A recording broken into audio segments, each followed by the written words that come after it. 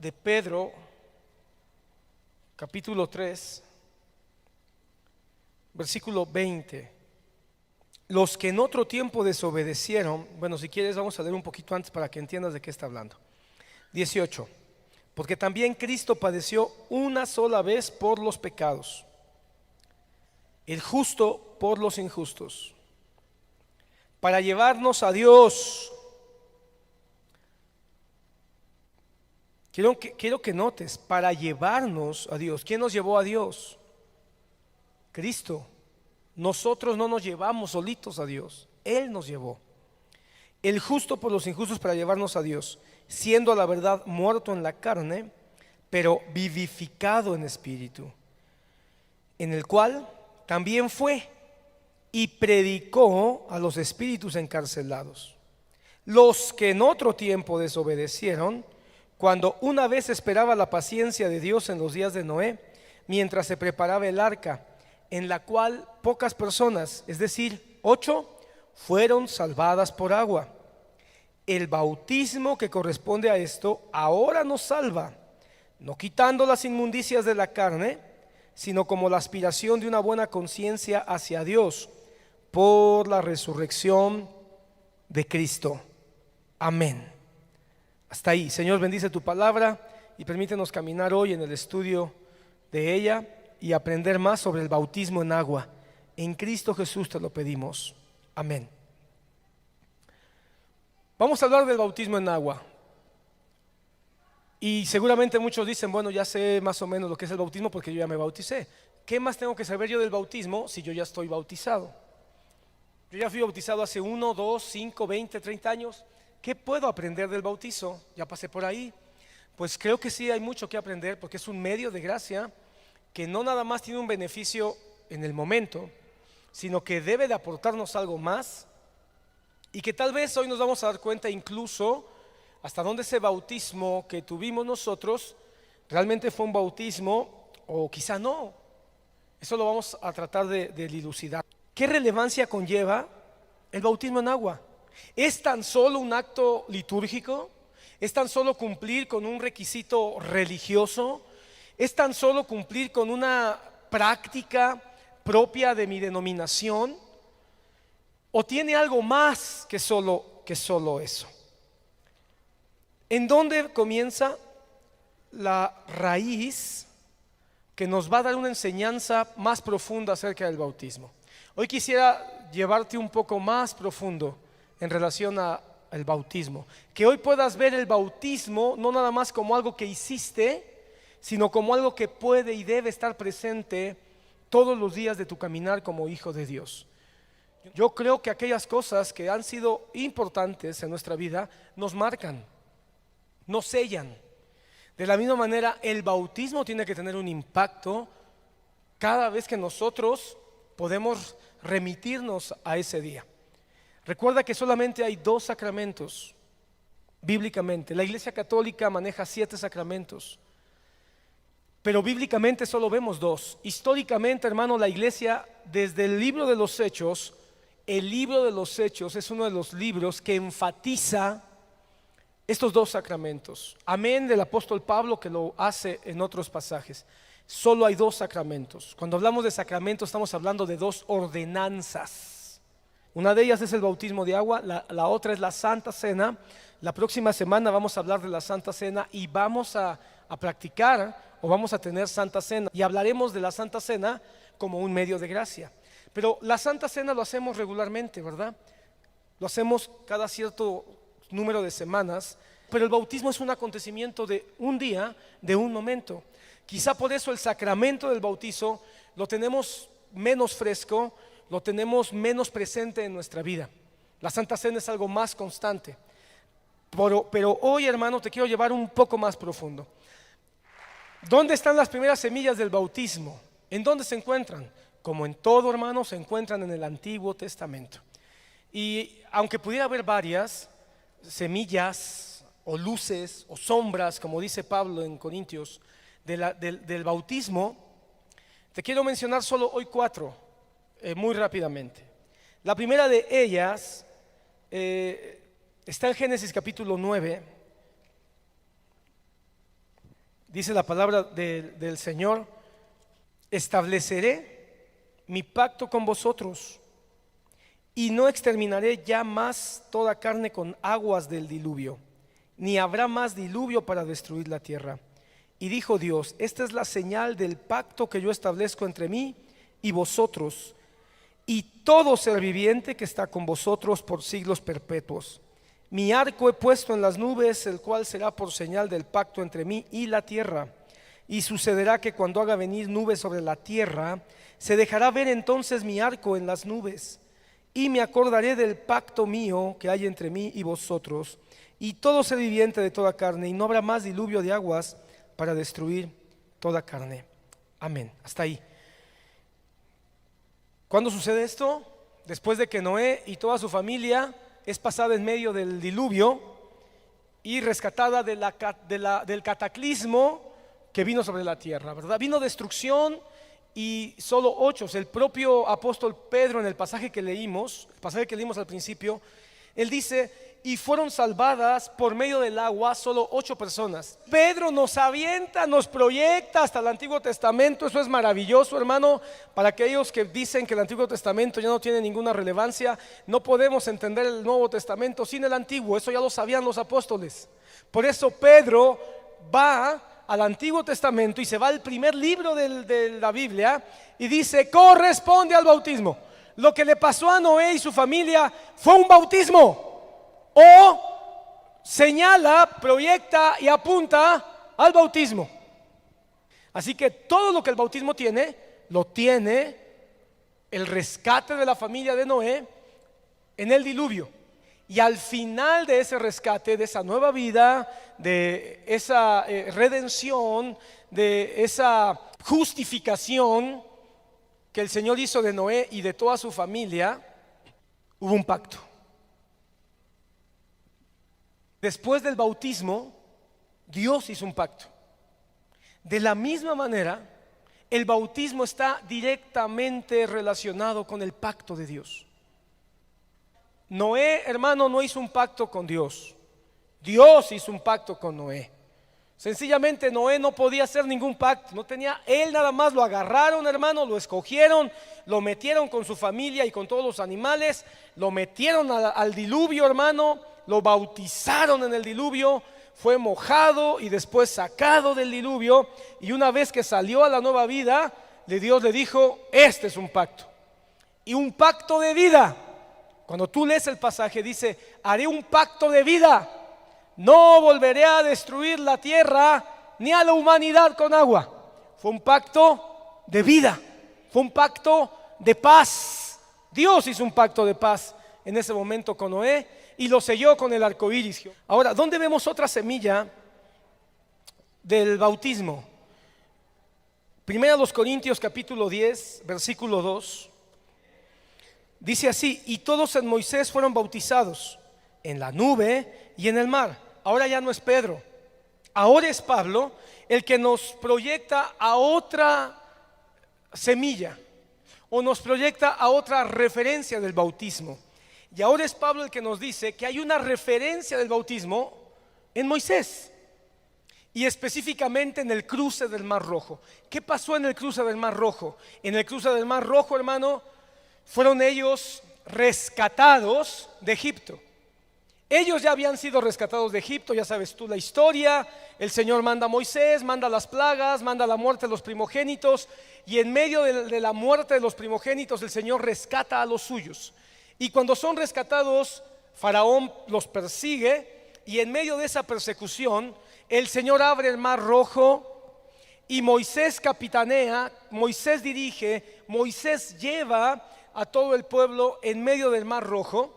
Y la palabra dice que se levantaban un muro a la derecha y otro muro a la izquierda de agua, mientras que ellos pasaban para llegar al otro lado. Y una vez que ellos pasaron al otro lado, el mar cayó sobre el ejército de Faraón y murieron. Pero una vez más vemos rescate.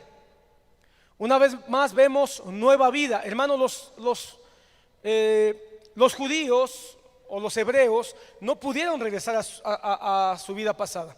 Como que el Señor puso el mar como una señal también de ¿qué? ya tú ya no eres egipcio, ya no tienes nada que mirar atrás. Aunque ellos insistían en seguir mirando, ¿verdad?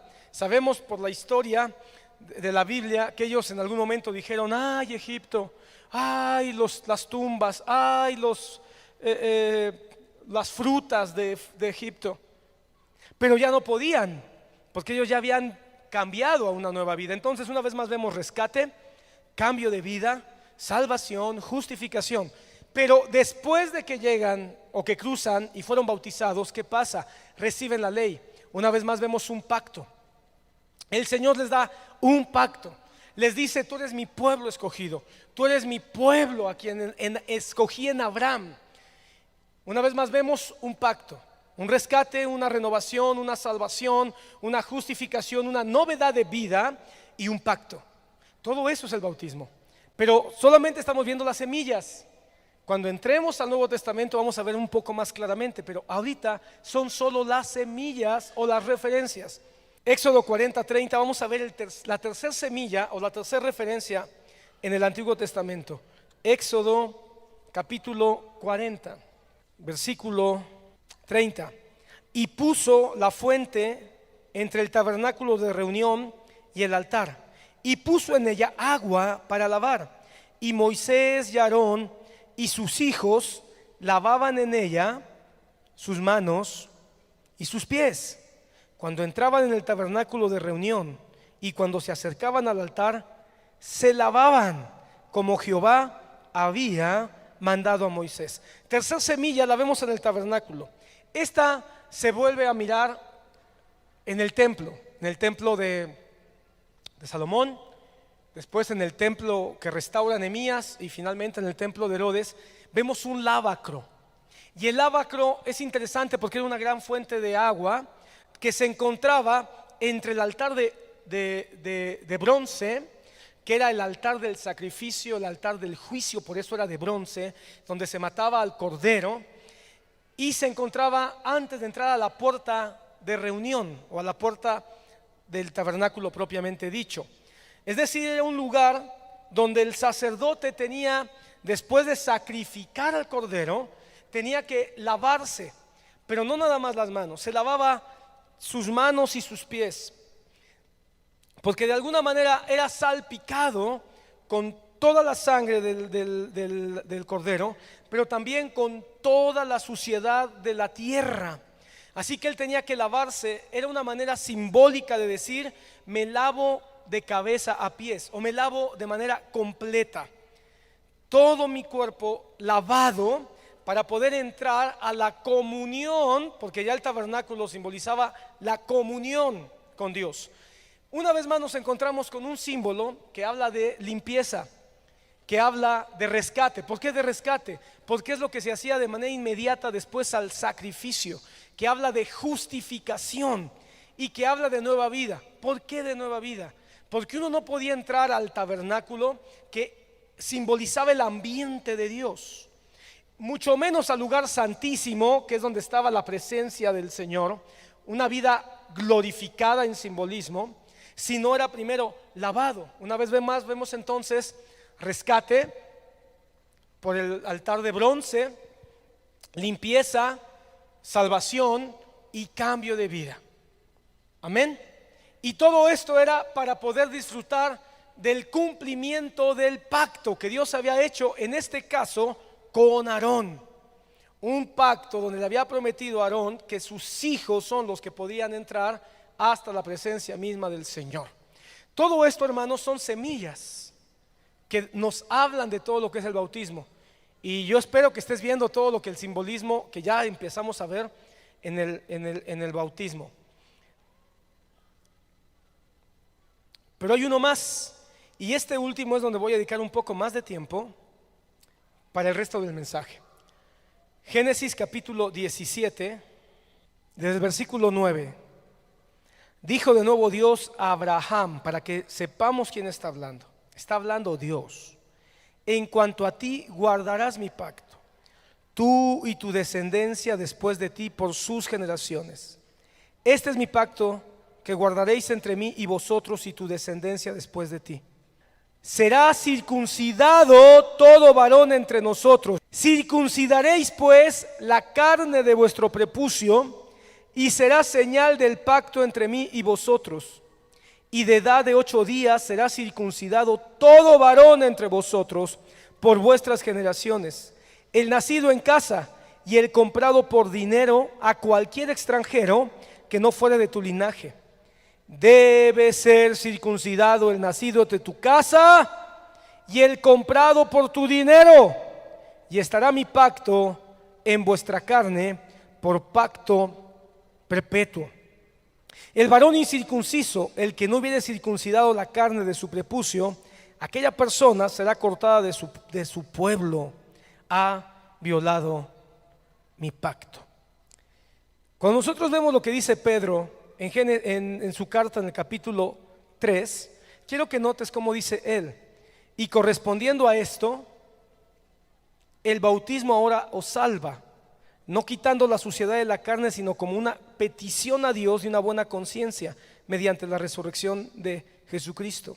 Hace una referencia a que el bautismo os salva. Voy a hablar de eso hacia el final del mensaje, tenme paciencia, porque nosotros sabemos que el bautismo no es un objeto de salvación en sí mismo. El bautismo no es un método de salvación como los católicos creen erróneamente. Entonces, ¿cómo es que Pedro habla de salvación? Tenme paciencia, lo vamos a mirar y vamos a entender algo muy hermoso. Espero que sea así para la mayoría. Pero sí dice, es una petición a Dios de una nueva conciencia. Ahora, cuando nosotros vemos en el Nuevo Testamento, la palabra dice que el Señor ha cambiado nuestro corazón, ¿verdad? Y ha quitado nuestro corazón de piedra y nos ha dado un corazón de carne. Y también dice que Él ha circuncidado nuestros corazones. Si Él ha circuncidado nuestros corazones, ¿cómo podemos entender eso? Cuando Él habla de que Él ha circuncidado nuestros corazones, obviamente está hablando de que Él ha hecho un cambio en nuestra mente. Recuerda que el corazón tiene que ver con la mente, tiene que ver con el alma, tiene que ver con los pensamientos, tiene que ver con las emociones. Eso significa entonces que Él cambia nuestra manera de pensar y Él cambia nuestra manera de sentir. Cuando Pedro dice es una petición a Dios de una nueva conciencia, de un cambio de conciencia, es una referencia directa a que el Señor cambia nuestra manera de pensar, el Señor cambia nuestra manera de sentir y el Señor cambia nuestra manera de vivir. El bautismo entonces es una ministración de parte del Señor y tiene una conexión directa con el bautismo. ¿Por qué? Porque así como en la antigüedad la circuncisión era la señal de que sea pueblo de Dios, ahora la señal de que nosotros somos pueblo de Dios es el bautismo. Quiero que notes que no es la oración de fe, quiero que notes que no es la oración de confesión, porque hermano, alguien puede decir sí, yo creo en Jesús, y lo puede hacer por la muchacha que va a la iglesia. Uno puede decir sí, yo creo en el Señor Jesús, pero lo puede hacer por una simple emoción que no tiene un impacto en su espíritu. Pero el bautismo tiene un empuje más profundo. Hemos encontrado gente a lo largo de todo nuestro caminar que ora, incluso muchos lo hacen porque se les predicó un evangelio de éxito, un evangelio de prosperidad donde se dice, mira, si tú entregas tu vida a Jesús, vas a tener trabajo, se te van a acabar tus problemas, vas a encontrar esposa, te va a ir bien, se te van a acabar tus crisis. Y entonces la gente dice, pues si esa es la solución, suena mágico, pero pues si eso es la solución, y pueden estar entregando su vida a Jesús porque están esperando magia. Pero a la hora en que se les dice, bautízate, dicen, no estoy preparado, no estoy listo, tengo que esperarme. Hermano, yo he escuchado de gente que tiene años diciendo no estoy preparado. Ese no es cristiano. Es que yo ya hice mi oración de fe, yo soy cristiano. Pues entonces, ¿qué esperas? Decláralo. Cumple con la señal de que tú eres pueblo. No, es que es mucho compromiso. Es que eso significa que ya entonces sí no voy a poder bailar, ni de fumar, ni de tomar, ni de... Y están pensando, porque de alguna manera, aunque no entiendan todo el significado del bautismo, saben que significa cambio de vida, que implica un cambio de vida. Entonces, hermano, así como en el Antiguo Testamento el que era diferente era el circuncidado, porque eso es lo que los hacía diferente a otras naciones, hoy en la vida de la iglesia, lo que nos hace diferentes a otros o a los que no son cristianos es el bautismo. Esa es la señal de que somos un pueblo de Dios. Mucho se habla de la necesidad de tener una membresía, incluso hasta por cuidados legales. Establecer una membresía, declarar cuáles son nuestros principios para ser miembros de la iglesia, y solo aquel que cumpla con esos requisitos mínimos o máximos, porque hay algunas iglesias que ponen realmente requisitos que a veces parecen que lo que quieren no es tener miembros, sino no quieren tener miembros, de tan estrictos que son. Precisamente por estas cosas que hablábamos, y yo sé que es una situación real. ¿Qué pasa si llegan dos personas homosexuales que pueden infiltrarse en la iglesia y que pueden decirle al pastor, quiero que nos case? Si nosotros no tenemos bien claro nuestras confesiones de fe, cuál es nuestra posición como iglesia o como denominación ante esta situación, y las leyes siguen avanzando como están avanzando, pueden tratar de imponer a las congregaciones, como ya lo han hecho en otros países, que haya oficios religiosos casando homosexuales. Si tú entras a la página de nuestra iglesia y entras ahí a la declaración de nuestra fe, te vas a encontrar con que nosotros hemos expresado, y esto, hermano, lo hemos declarado ante el gobierno, que nosotros no estamos de acuerdo con unión de homosexuales. Por lo tanto, nosotros no practicamos en nuestra iglesia matrimonios entre personas del mismo sexo. Sin embargo, hermano, hay quien piensa que eso debería de llevarse a las membresías, para que solo aquellos que sean miembros de la congregación tengan acceso a ciertos privilegios, como el que haya matrimonios o oficio de matrimonios. Y eso hasta cierto punto es correcto, hermano, porque de repente cualquiera viene a la iglesia y puede decir, cásenme. Yo no sé quién es, de dónde viene su testimonio, si son cristianos en realidad o no son cristianos. Pero bíblicamente, ¿cuál es la señal de la membresía de la iglesia? El bautismo. Aquel que está bautizado se le puede considerar miembro de la iglesia de Jesucristo, no de una congregación en particular, sino de la iglesia de Cristo en cualquier lado del planeta. Yo me pregunto, ¿cuántos de esos bautizados se están congregando? Porque si se están bautizando y no se están congregando, entonces estaban buscando ¿qué? ¿Una experiencia? ¿Estaban buscando qué? ¿Sentir su conciencia tranquila de que ya no se van a ir al infierno? Porque si es un requisito para ser miembro, entonces mi privilegio es ser miembro. Hermano, yo no entiendo cómo alguien puede sacar una tarjeta de miembro para Sam's, nada más para sacarle y decir, mira, pertenezco a Sam's, mira, puedo comprar en Sam's. ¿Y cuándo has ido a comprar? Pues nunca, pero soy de Sam's. Es absurdo, hermano. Lo mismo, hermano, si alguien se bautiza y no entiende que es una señal de membresía para tener el privilegio de ser parte del cuerpo de Cristo y congregarse en donde el cuerpo de Cristo se reúne, es un absurdo. Si algunos de ustedes que me están escuchando en casa ya se bautizaron y no se están congregando, no entendieron qué es el bautizo. Están desperdiciando el privilegio que se les concedió, solo comenzando a hablar de que eso es señal de que ya eres miembro.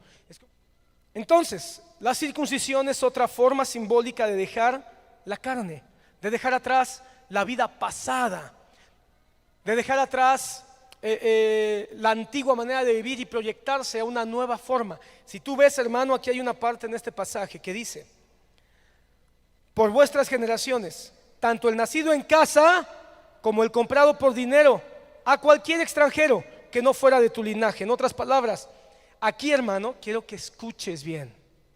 No nada más está la semilla del bautismo, está la semilla de la salvación a la gentilidad. Se está abriendo la puerta de la salvación a la gentilidad.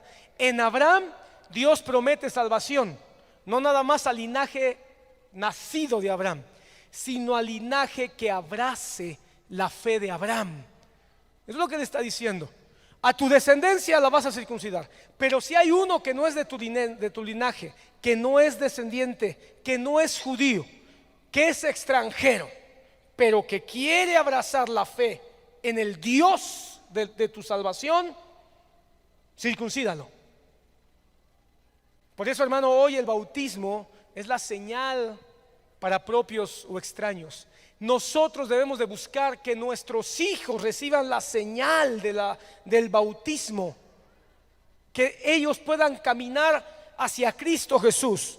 Y una vez estando bajo la sangre de Jesús, que ellos puedan ir a la siguiente manifestación y que declaren que ellos quieren ser parte del pueblo de Dios. Por eso tú no des por sentado que tus hijos ya son cristianos. Tú tienes que llevarlos a las aguas. Hermano, el evangelismo no es saber cuántos aceptan a Jesús.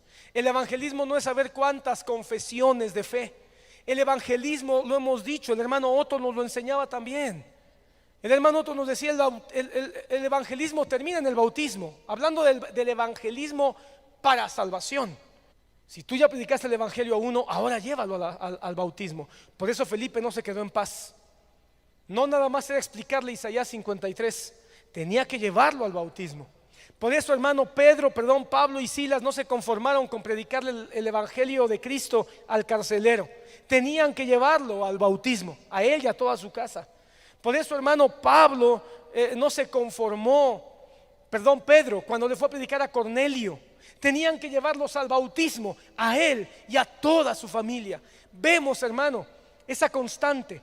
El primer medio de gracia o el primer empuje hacia el crecimiento, hacia el desarrollo cristiano, la puerta hacia el discipulado de Cristo es el bautismo. Y la circuncisión entonces está directamente emparentado. Pero te quiero platicar algo rápidamente para que tú entiendas más cómo el Señor es tan perfecto que hace conexiones para que nosotros nos quede claro el por qué las semillas en el Antiguo Testamento comienzan a germinar en el Nuevo Testamento. Pon atención aquí. Al paso de los años, tú sabes la historia, la has leído en la Biblia. El pueblo de Israel fue dominado después de muchos reyes, fue dominado por Babilonia y fue llevado al exilio. Después del exilio, hermano, hubo un periodo donde los profetas estuvieron exhortando al pueblo a que reconsideraran su olvido que habían tenido hacia Dios, hasta que llegó un día en que Dios dejó de hablar a través de profetas. Ese tiempo, hermano, donde Dios ya no manda profetas, ya no hay profeta en Israel, se le conoce como un periodo intertestamentario o el periodo del silencio de Dios, que comprende desde Malaquías hasta Juan Bautista. Entre Malaquías y Juan Bautista no hay profeta en Israel. Es el periodo llamado de los Macabeos. Específicamente en ese periodo fue el tiempo del dominio de Grecia y el dominio de Roma. En ese periodo intertestamentario, hermano, que no hubo propiamente un templo, empezó a hacerse una práctica con los extranjeros. Y esa práctica fue la práctica de la limpieza o de los bautismos. El bautismo no es algo que surge con Juan Bautista. Juan Bautista no fue el primero que bautizó. Esta fue una práctica que empezó muchas décadas antes de Juan, a través de ciertos grupos judíos que bautizaban a los gentiles porque los consideraban inmundos. Entonces tenían que ser bautizados como un símbolo de limpieza, de que se limpiaban de todas sus inmundicias para que posteriormente pudieran participar del pacto, es decir, de la circuncisión. Hubo muchos prosélitos que eran bautizados y después circuncidados, pero también hubo muchos prosélitos que eran bautizados en un símbolo judío de limpieza, de oblación. De ahí vienen también las famosas oblaciones judías, el lavatorio de manos, de 7 veces lavarse las manos, todo eso. Pero hubo algunos que tampoco se querían circuncidar porque consideraban que eso sí era como algo mucho más agresivo y traumatizante. Así que se empezaron a hacer grupos de gente que abrazaba la fe judía, que eran bautizados y luego circuncidados. Estos eran los prosélitos. Y había un grupo de aquellos que eran bautizados, pero que no querían ser circuncidados. Estos hermanos eran llamados como los temerosos de Dios. Tenían temor de Dios, pero no eran considerados pueblo de Dios, al menos no por los judíos, mientras que los prosélitos sí. Quiero que notes, esto pasó muchísimos años antes de Juan Bautista. Cuando surge un profeta nuevamente, que fue Juan Bautista, el último profeta del Antiguo Testamento, Juan Bautista empieza a bautizar, pero yo quiero que notes que no hay mucha sorpresa. No hay ninguna referencia ni en la historia ni en la Biblia donde los fariseos digan: ¿y este qué está haciendo? ¿Qué locura es esta? No, inclusive los religiosos venían porque lo miraban a él como un hombre que sencillamente estaba haciendo aquello que ya se venía haciendo por tradición desde muchos años antes: bautizar. Sin embargo, Juan Bautista no circuncida, ni tampoco habla de la circuncisión.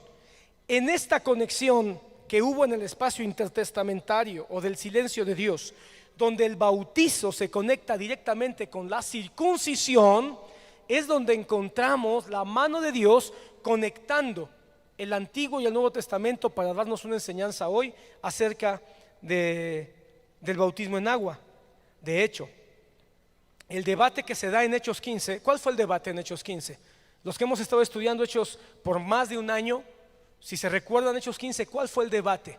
El debate surge porque Pedro y Juan llegan con toda la iglesia, toda la reunión de apóstoles y de ancianos que estaban al mismo nivel. No eran los apóstoles los que estaban encima de los ancianos. De hecho, Pedro y Juan vienen a sujetarse a un presbiterio de ancianos. ¿Qué se diera hoy que los superapóstoles de hoy, hermanos, se sujetan a los ancianos de las iglesias? Por favor, esto es una ofensa a su dignidad apostólica. Pero bíblicamente encontramos a Pedro y Juan. Y mira quién, Pedro y Juan, aceptando, hermano, la opinión de apóstoles y ancianos que en un concilio presbiterial buscan el rostro de Dios para llegar a una conclusión. ¿Y cuál fue el debate? Que Pedro y Juan llegaron diciendo: el Espíritu Santo se está manifestando en los gentiles, mientras que había un grupo de judíos que decían: pues ahora hay que circuncidarlos. Hay que circuncidarlos porque si no, no podemos creer que realmente ellos sean sinceros. Y empezó el debate.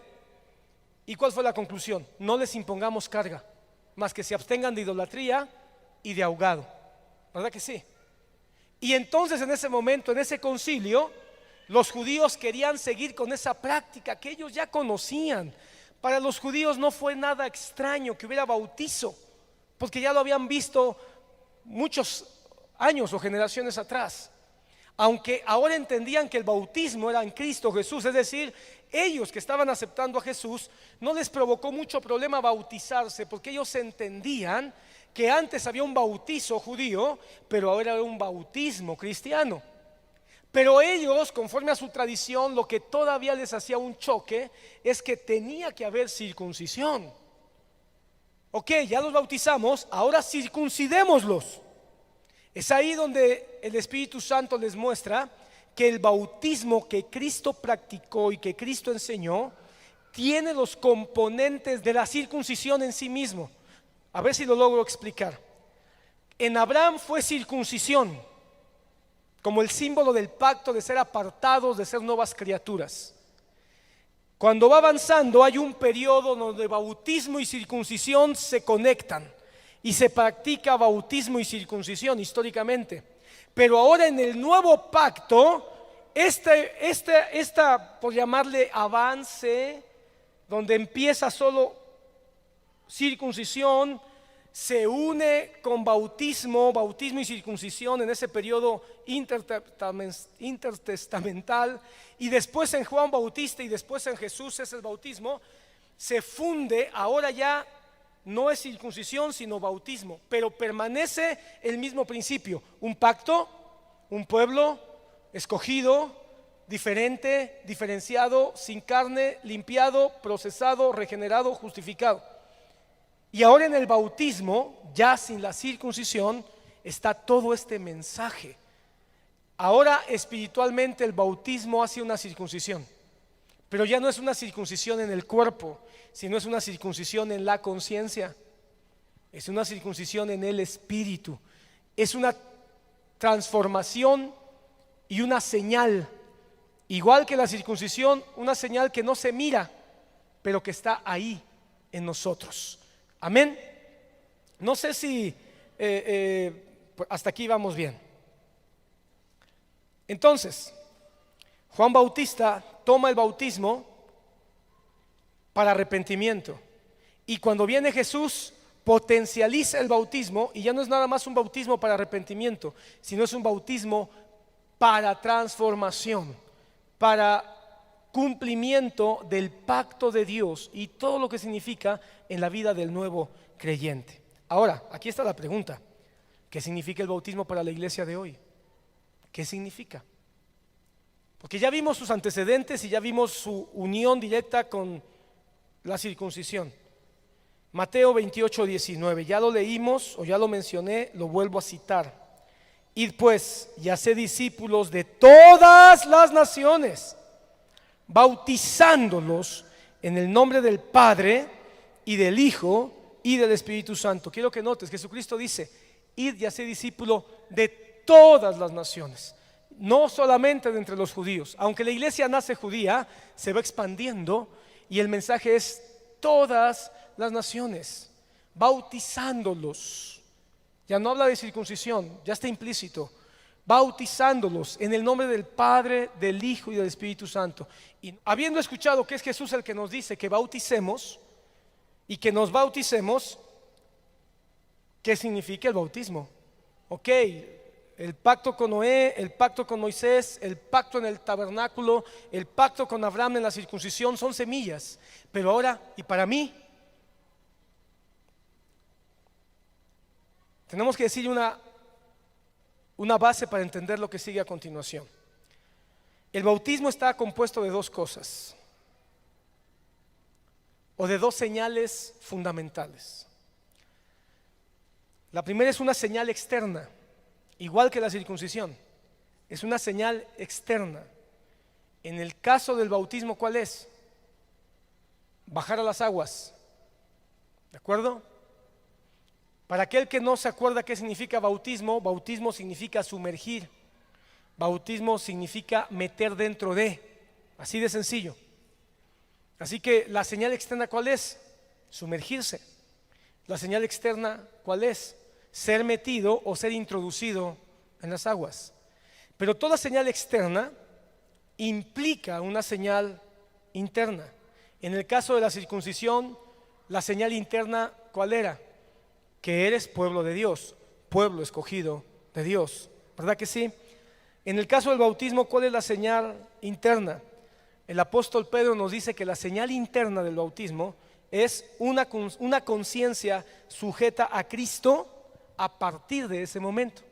Una conciencia sujeta a Cristo a partir de ese momento. Pero eso hay que explicarlo. No puede ser así de simple, hay que explicarlo. Como señal interna, entonces, tiene mucho más significado, hermano.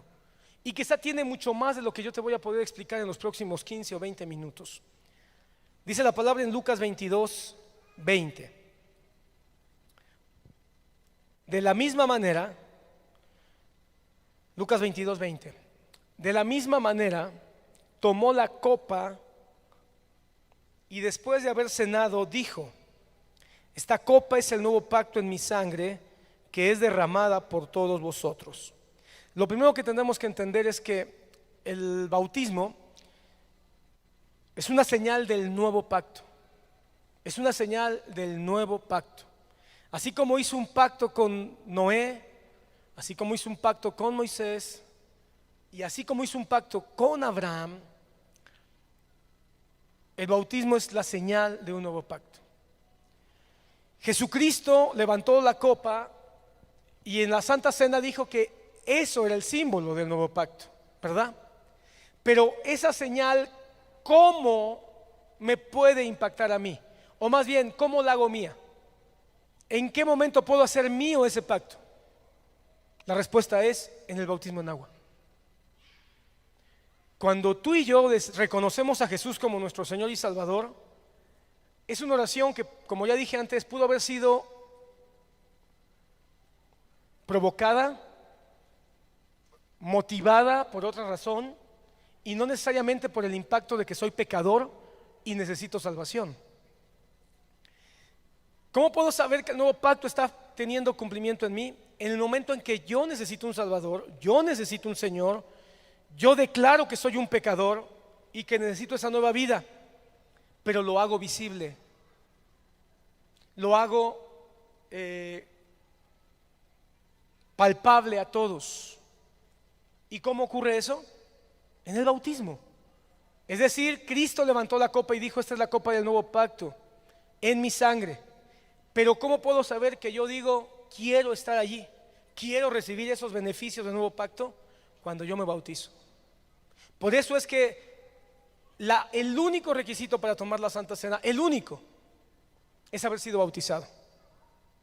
Porque si tú en tu corazón, en tu espíritu, no está el anhelo de ser parte del nuevo pacto, no vas a entender lo que significa tomar la Santa Cena.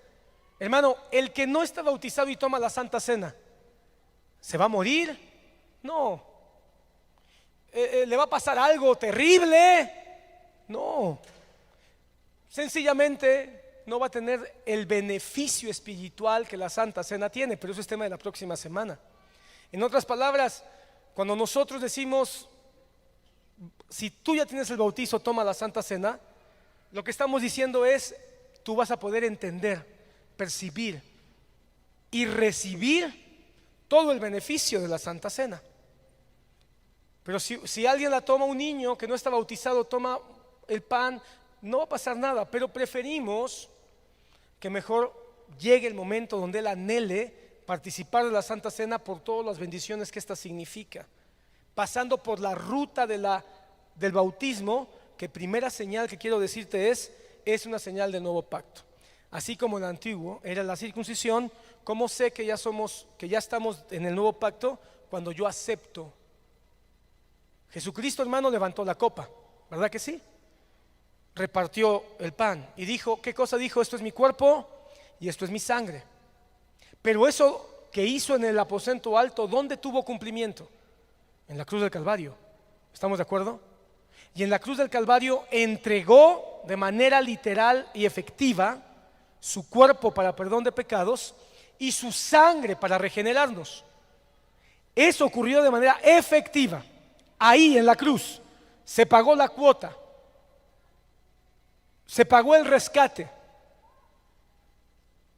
se cumplió la justicia de Dios. ¿Estamos de acuerdo?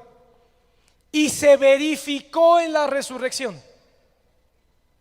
Cuando nosotros nos bautizamos, estamos declarando que la efectividad de la muerte, el sacrificio, la regeneración, la justificación, la redención que ocurrió en la cruz y su certificación que ocurrió en la resurrección tiene cumplimiento también en nosotros. Cuando nosotros bajamos a las aguas, simbolizamos la muerte de Cristo, y cuando salimos de las aguas, simbolizamos su resurrección, según Pablo en Romanos capítulo 6.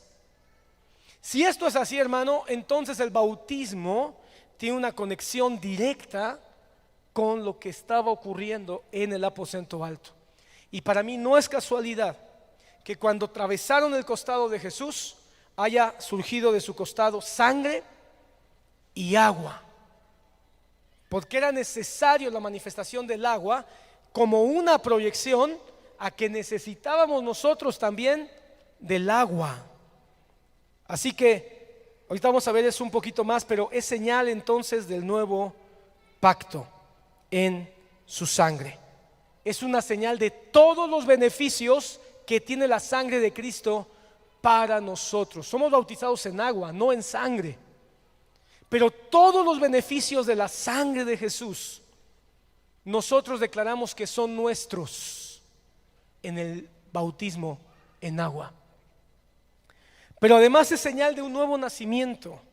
Juan capítulo 3, versículo 3 al 5, Jesús le dijo a Nicodemo: en verdad te digo que el que no nace de nuevo no puede ver el reino de Dios. Nicodemo le dijo: ¿cómo puede un hombre nacer siendo ya viejo?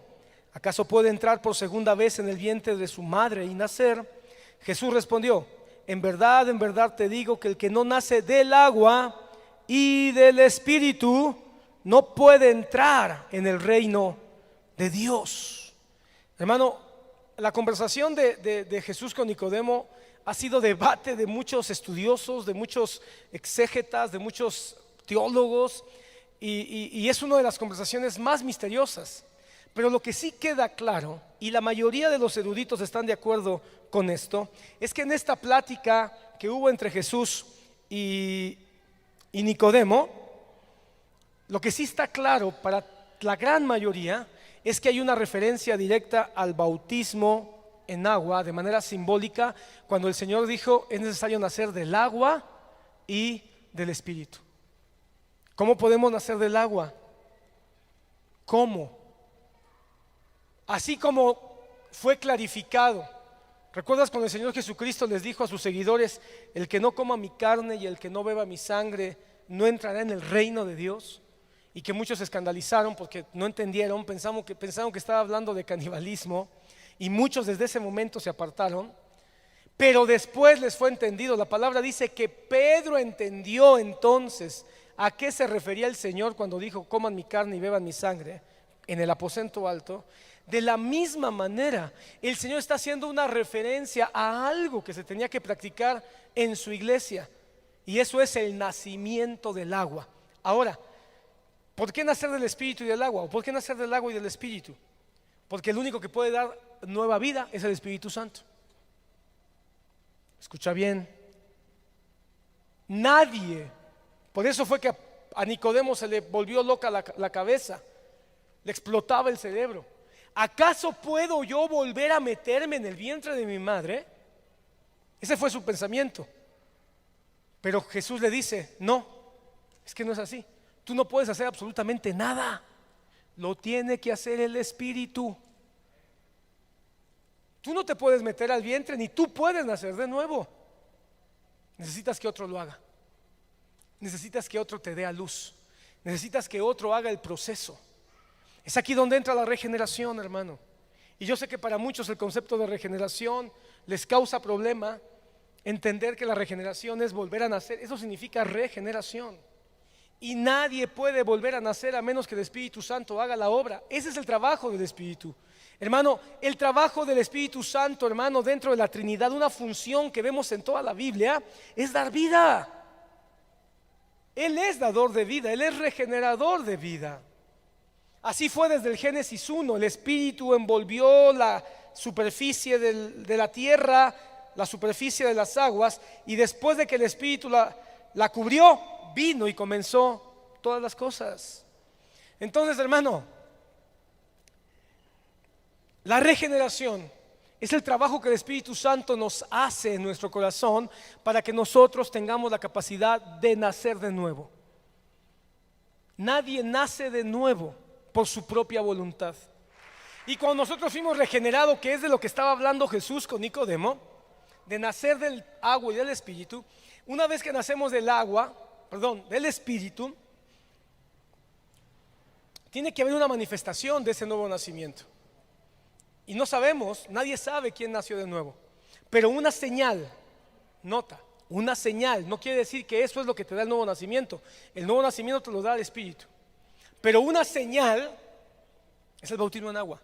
Si yo ya tengo testimonio en mi corazón de que he nacido de nuevo, entonces voy a anhelar bautizarme. Hermano, por eso el eunuco, hermano, es fabulosa la historia del eunuco y Felipe, porque dice que le empezó a explicar Isaías 53, y en un momento el eunuco le dice a Felipe: hay agua. Hey Felipe, perdón que te interrumpa, Felipe, ahí hay agua, ahí hay agua, ahí hay agua. ¿Qué impide que yo me bautice? Ya había sido regenerado. Mira, hermano, el eunuco empezó a ser regenerado antes de que llegara Felipe.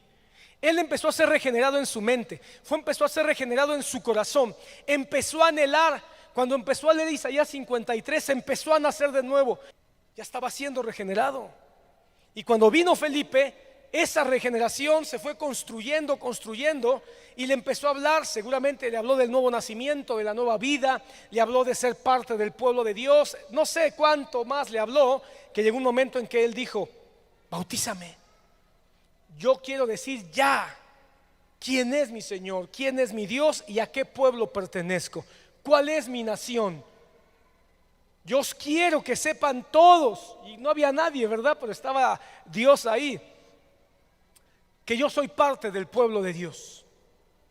¿Y qué dijo Felipe? Nada te lo impide. Si crees que Jesucristo es el Señor y Salvador de tu vida, bautízate. Y lo bautizaron. Y dice que regresó lleno de gozo. El primer predicador, el primer evangelista en Etiopía, hermano, ya iba preparado, regenerado, justificado y en ese camino, habiendo cumplido la señal de que él era parte del pueblo de Dios. Entonces, hermano, el nuevo es señal del nuevo nacimiento, señal de que él era una nueva criatura. Había sucedido lo que muchos teólogos le llaman el génesis personal, porque hay un génesis bíblico, lo conocemos, pero hay un génesis personal, y es ese momento, hermano. Hermano, es interesante que la propia tierra nace de un bautismo.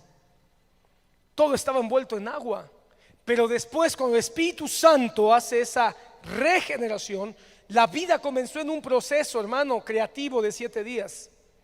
¿Pero de dónde surgió todo? Del agua.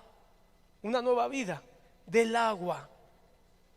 De la misma manera, hermano, nosotros nacemos en el Espíritu, venimos a Cristo Jesús, el altar de bronce, y ahora vamos camino a una nueva vida.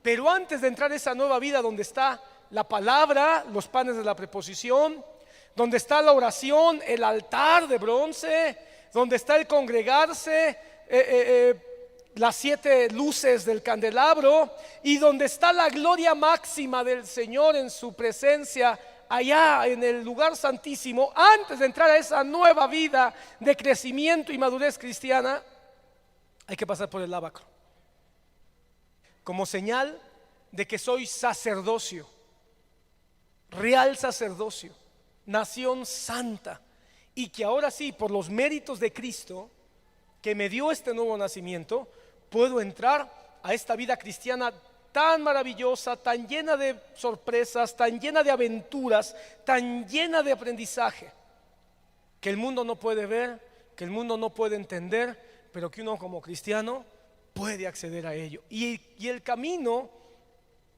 es el lavacro. Por eso yo decía al principio, tenemos que traer el bautismo. Ya fuimos bautizados, pero tenemos que traerlo, porque el bautismo nos recuerda que somos nuevas criaturas.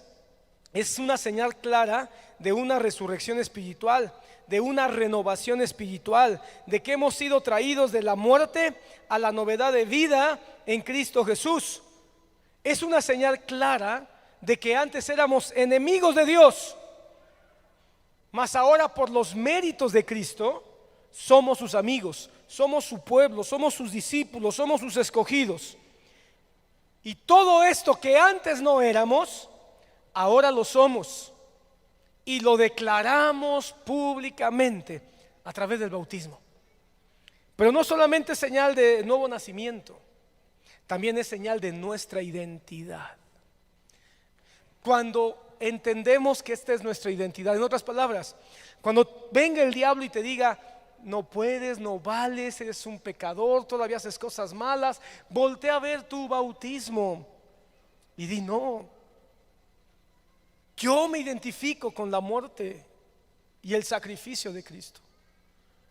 Hermano, nosotros tenemos identidad con Cristo, y el bautismo de Cristo, nos lo recuerda. ¿Y sabes en qué tenemos identidad? ¿O en qué debemos entender el bautismo como identidad de nosotros? Pon atención en estas dos cosas: su humillación y su exaltación. La vida de Cristo es una vida primero de gran humillación. Por eso el gran himno maravilloso de Filipenses capítulo 2, hermano, es el gran himno que deberíamos de aprendernos y cantarlo. El Cristo Jesús, que no se aferró a tener su posición de Dios, sino que se despojó, se humilló a sí mismo, y fue humillándose, sufrimiento, desprecio, persecución, hasta llegar a la cruz. Y una vez que llegó a la cruz, hermano, comenzó su exaltación, su resurrección, su glorificación, su santificación, hasta el punto que hoy por hoy le guste a quien le guste y a quien no le guste también. El nombre de Jesús es el nombre ante el cual toda rodilla de los que están en el cielo, abajo en la tierra, abajo en las aguas y aún debajo de la tierra, toda rodilla se dobla ante el nombre de Jesucristo. Aquí es, hermano, donde podemos entender cuando se dice que como fue al cuerpo físico, será el cuerpo místico. Es decir, nosotros, el cuerpo místico, la iglesia, tenemos que identificarnos con Jesús. Pero ¿sabes cuál es el problema? Que muchos están buscando la exaltación antes de la humillación. El propio proverbio nos dice que el levantamiento no puede venir antes de la caída. Primero tenemos que aprender a sufrir. La iglesia, hermano, la iglesia que se identifica con Cristo se identifica en el bautismo. Y hermano, en el bautismo primero uno tiene que descender. ¿Te recuerdas tu bautismo? Cuando te pusieron, yo no sé si te bautizaste en un río o en una pileta, como lo hacemos, lo hemos hecho muchas veces, hemos hecho también algunos en ríos. No sé cómo te tocó, pero te recuerdas frágil, inseguro, confiando en uno o en un par de desconocidos que te dicen: pon tu mano en tu nariz. Hay quienes no dicen nada de una vez así, aunque se te meta la nariz hasta el cerebro que se te bautice. Y te hace un par de preguntas acerca de tu fe. Y entonces dejarse ir, confiando ahí. Pero eso es un acto de humillación, hermano, de entrega, de sumisión, de confianza, pero también de rendición. Y entonces viene el tiempo de la humillación. Y hermano, uno como ministro, cuando uno bautiza, uno trata que ese tiempo de humillación sea lo más rápido, ¿verdad? Un segundo. No se me vaya a ahogar, ¿verdad? Pero la realidad es que en la vida cristiana, hermano, a veces los tiempos de humillación, ojalá fueran así. Pero en la vida cristiana, hermano, a veces pasamos años y estamos ahí y uno dice: Señor, ¿y cuándo me sacas? ¿Cuándo me sacas? Pero uno tiene que estar dispuesto, porque esa es la identidad con Cristo. ¿Alguien me puede decir cuánto duró la humillación de Jesús?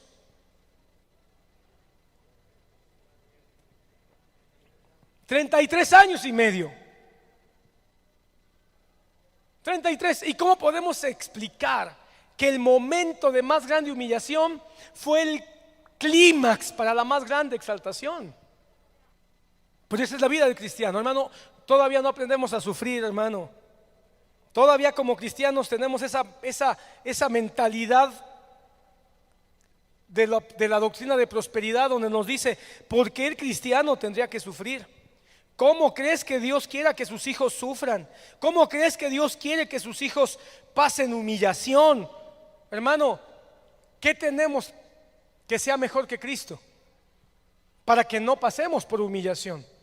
Jesucristo dijo que las mismas penalidades que todos los cristianos sufren en el mundo por causa del evangelio son las mismas que nos están ocurriendo. El apóstol Pedro dice: así que no se sorprendan. No pienses que te está pasando algo extraño cuando sufras por causa del evangelio. Ahora hay que ser claros: es una humillación por causa del evangelio. El bautismo es una señal de humillación por causa de Cristo, no por causa de tus pecados, no por causa de tus descuidos, no por causa de tus alejamientos. Pero si por causa de Cristo nos van a llamar retrógradas, nos van a llamar, como decía mi hermano Chevo, fundamentalistas. Si por causa de Cristo nos van a llamar anticuados.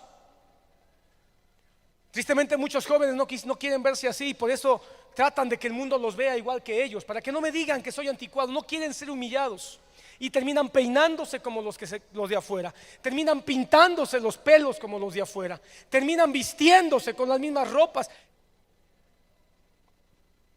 Ay, es que no quiero que digan que yo soy diferente. Es que eso es lo que hace el bautizo. El bautizo te llena de una identidad para que tú puedas querer, anhelar y ser diferente. Eso es el bautismo, señal de diferenciación. Pero viene una humillación. Ser diferente es aceptar la humillación. Tenemos que tener clara esta señal en nuestra vida. Jesucristo fue identificado como varón de dolores, como experimentado en quebrantos. Él es el varón de dolores, Él es el experimentado en quebrantos. Nosotros ya se notó que no somos ni varones ni mujeres de dolores, ni somos experimentados en quebrantos.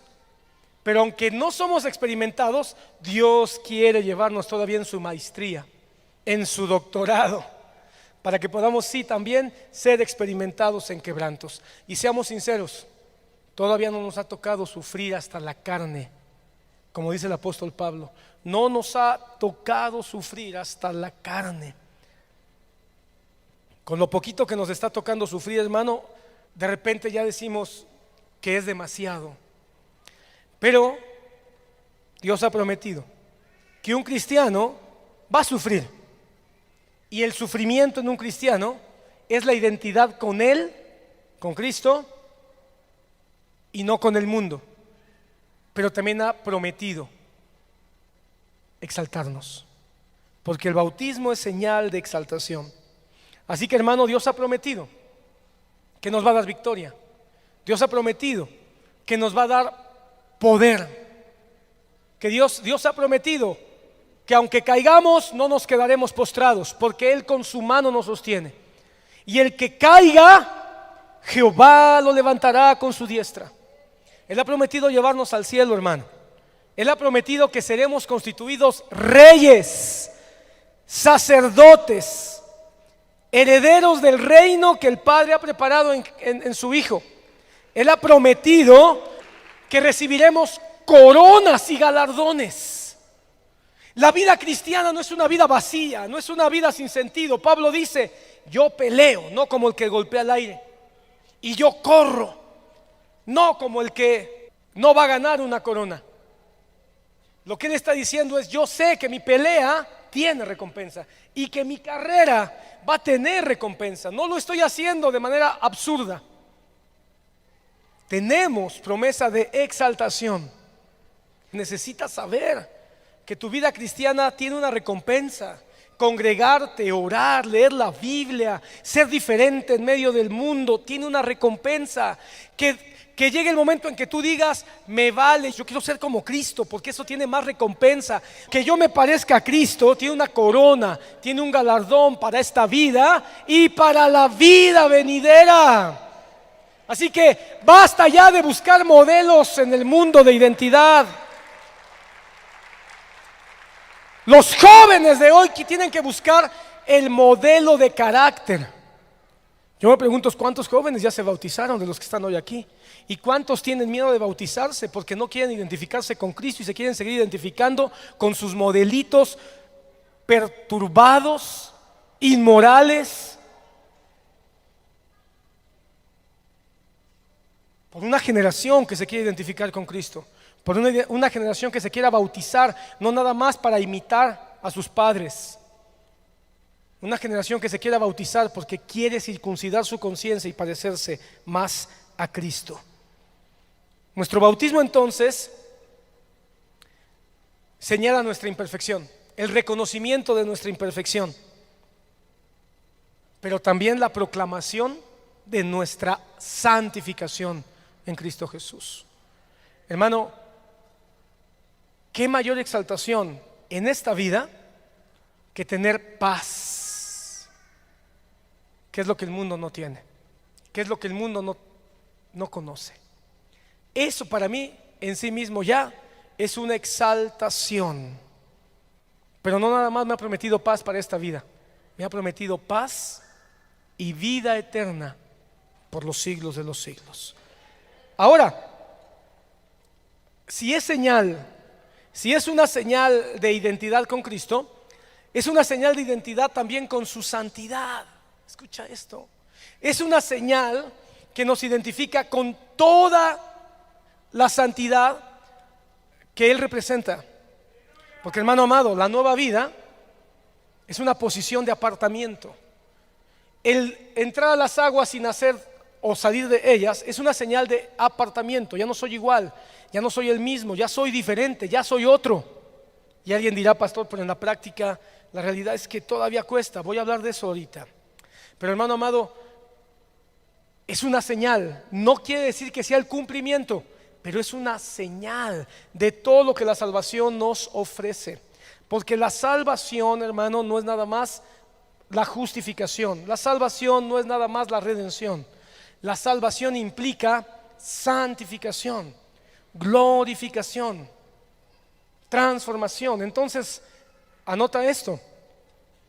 El bautismo simboliza la regeneración, es decir, ese cambio, ese nuevo nacimiento. Simboliza la identidad con Cristo en su justificación, pero representa también la santificación. Los tres momentos más importantes de la vida cristiana: regeneración, justificación y santificación. ¿Y esta santificación cuánto dura? Hasta que Cristo venga. El bautismo entonces es una señal de nuestro perdón de pecados, es una señal de su justificación, es una señal de limpieza total, es una señal de consagración, es una señal de nuestra santificación y, ¿qué crees?, también de nuestra glorificación. Porque Pablo dice en Romanos que así como en el bautismo se declara la resurrección, nosotros proclamamos que resucitaremos de entre los muertos en el día de su venida. Entonces, hermano, el bautismo mismo es una proclamación hacia el futuro que nos espera, en ese estado de santificación, de glorificación, con un cuerpo celeste para ser resucitados o transformados en el día de la trompeta final. Es entonces una proclamación de salvación completa, es una señal de salvación completa. Hermano, para muchos la salvación empieza cuando nosotros confesamos a Jesús. Hoy te quiero pedir que intentes cambiar eso, porque nuestra salvación no empieza cuando nosotros aceptamos a Jesús. Nuestra salvación empieza cuando el Espíritu Santo nos regenera. Y cuando Él cambia nuestra manera de ver y nuestra manera de pensar, entonces podemos confesar a Jesús como nuestro Señor y Salvador. Y entonces podemos entrar en este proceso de salvación continua hasta que llegue el momento en que muramos y en el día de Cristo resucitemos. O si el Señor viene el día de hoy, en vez de ver la muerte, nuestro cuerpo sea transformado. Lo que hacemos externamente con el agua, al bautizarnos, el Espíritu Santo lo hace por su gracia.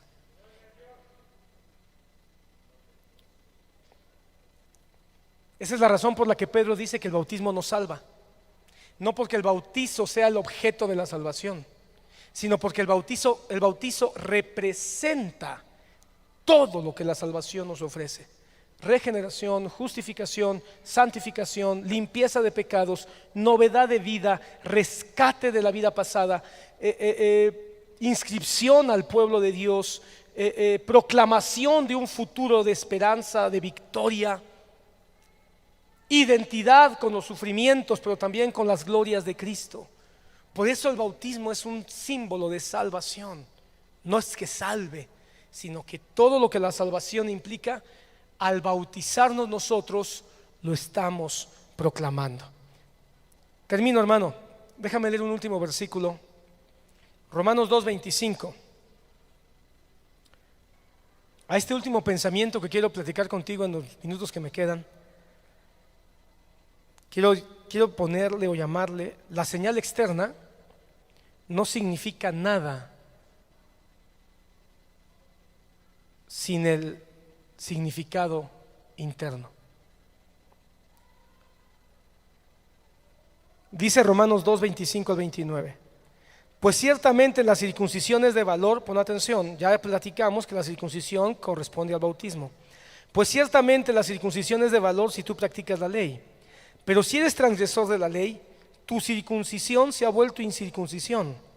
Por tanto, si el incircunciso cumple los requisitos de la ley, no se considera su incircuncisión como circuncisión. Y si el que es físicamente incircunciso guarda la ley, no te juzgará a ti, que aunque tienes la letra de la ley y eres circuncidado, eres transgresor de la ley. Porque no es judío el que lo es exteriormente, ni la circuncisión es la externa en la carne, sino que es judío el que lo es interiormente. Y la circuncisión es la del corazón, por el espíritu, no por la letra, la alabanza del cual no procede, ¿cómo dice? De los hombres, sino de Dios. Este pasaje no menciona para nada el bautismo, no dice nada del bautismo. Pero si nosotros aceptamos todas las semillas del bautismo y aceptamos que una semilla del bautismo es la circuncisión, entonces podemos tener un paralelo muy claro. Lo que este pasaje de alguna manera nos está diciendo es que la señal externa de la circuncisión no dice nada acerca del valor espiritual del que está circuncidado. Pablo está siendo muy claro con los judíos que dicen que hay que circuncidar y les dice, a ver, ¿qué es más importante? ¿Tu circuncisión externa o que tú te comportes con todas las evidencias de lo que la circuncisión significa? ¿No es más importante que tengas en tu vida todas las evidencias de lo que la circuncisión significa, aunque no estés circuncidado?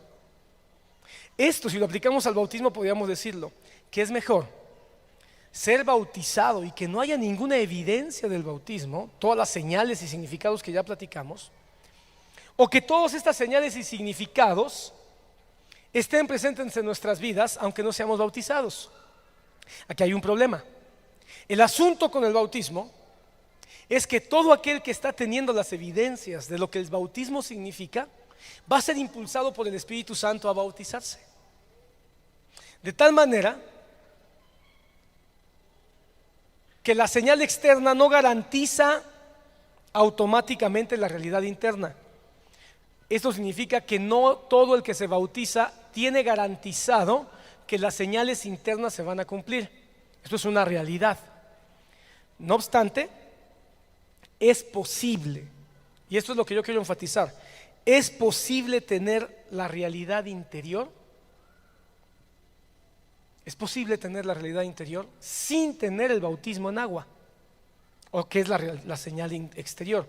Un ejemplo: el ladrón, el delincuente en la cruz, tuvo todas las evidencias de un nuevo nacimiento, todas las evidencias de aceptar la humillación de Cristo, de identificarse con Cristo. Tuvo todas las evidencias de aceptar el rescate de Cristo, aunque en la tierra ya no tenía oportunidad. Tuvo todas las evidencias, pero nunca se bautizó. Pero ¿qué crees que hubiera hecho el delincuente si hubiera podido bajarse de la cruz? ¿Qué crees que hubiera hecho? Se hubiera bautizado. Entonces, ¿qué significa eso? Que aquel que va teniendo las evidencias del significado del bautizo va a anhelar, es natural, o sea, va a ocurrir, a diferencia de la circuncisión, que la circuncisión se hace en niños. Tal vez por eso entiendes por qué nosotros no bautizamos niños, aunque hay otros hermanos cristianos que sí lo hacen.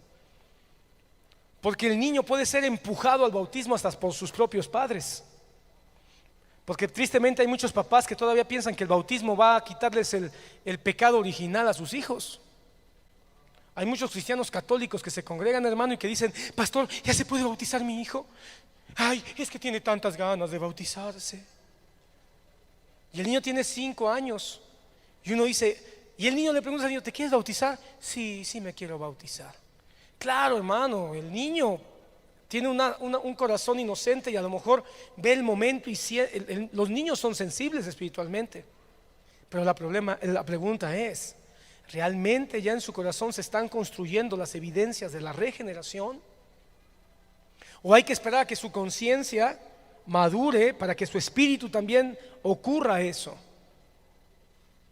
Pero aquel que ya está teniendo esas evidencias, hermano, como dicen en mi tierra, se le van a quemar las habas, hermano, para descender a las aguas.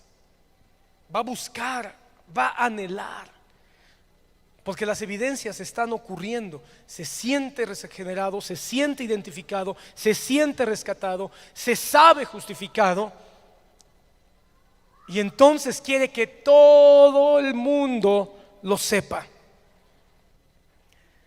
Uno es salvo, lo que estoy tratando de decirte es que uno es salvo sin el bautizo. Uno es salvo sin el bautizo. No le demos al bautizo una posición que no tiene. El bautizo no salva. Es Cristo el que te salva. Amén. Sin embargo,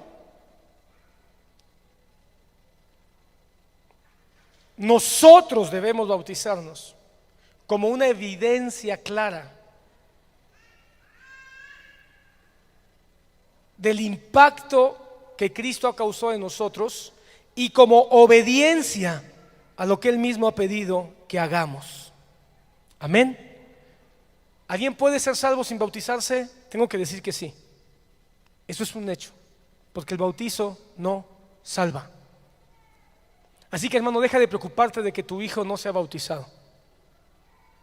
Si tu hijo es salvo, las evidencias de su salvación se van a dar, aunque todavía no se bautice y tenga él 8, 9, 10 años. Llegará el momento en que se podrá certificar su bautizo.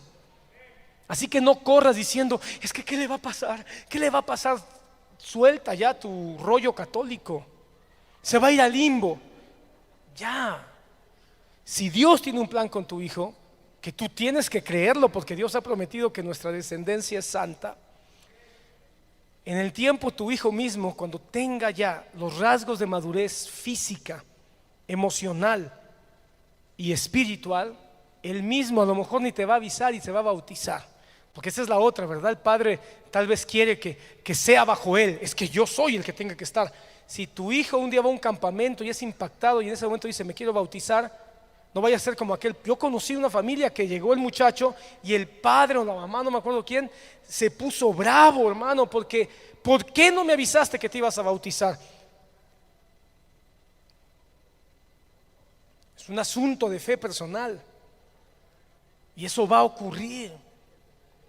Eso va a ocurrir porque aquel que es salvo va a anhelar obedecer y va a anhelar dar testimonio de su fe a los demás.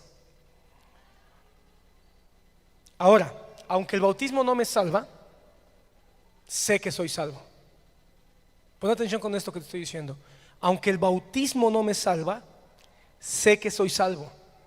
Y por eso me bautizo. ¿Sí ves la diferencia? No me bautizo porque tenga dudas de mi salvación. Así que el bautismo en agua no es la otra parte del boleto. El bautismo en agua es la señal externa del cumplimiento externo que el Espíritu Santo me ha certificado. En otras palabras, si alguna alegoría puede haber, yo ya recibí el boleto completo en Cristo Jesús. Y como ya tengo el boleto completo en Cristo Jesús, puedo entrar